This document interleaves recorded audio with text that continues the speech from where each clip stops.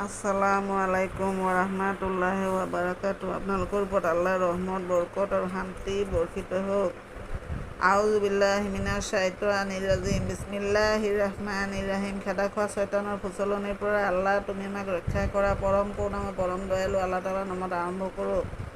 আজি সূৰা আল বাকাৰা অৰ্থ গাই গৰু সূৰাটোৰ 58 নম্বৰ আয়াতৰ বেংগলী তৰ্জমা পঢ়ি শুনাব খুজিছোঁ। আশা কৰোঁ আপোনালোকে শুনি অশেষ সওৱাব অৰ্জন কৰিব পাৰিব।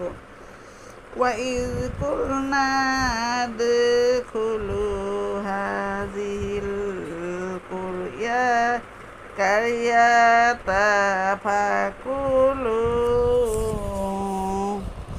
مِنْهَا حَيْثُ شِئْتُمْ رَغَدًا وَادْخُلُوا الْبَابَ سُجَّدًا وَقُولُوا حِطَّةٌ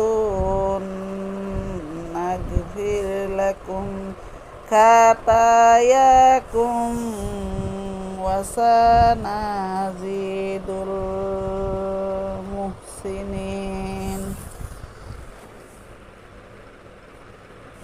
অৰ্থ: স্মৰণ কৰ যখন আমি বললাম এ জনপদে শহরে প্রবেশ করো, যা খুশি স্বাচ্ছন্দ্যে আহার করো ও সেজদা করে প্রবেশ করো, আরো বলো ক্ষমা চাই, আমি তোমাদের অপরাধ ক্ষমা করব এবং সৎকর্মশীলদের প্রতি আমি দান বাড়াবো। সমাপ্ত।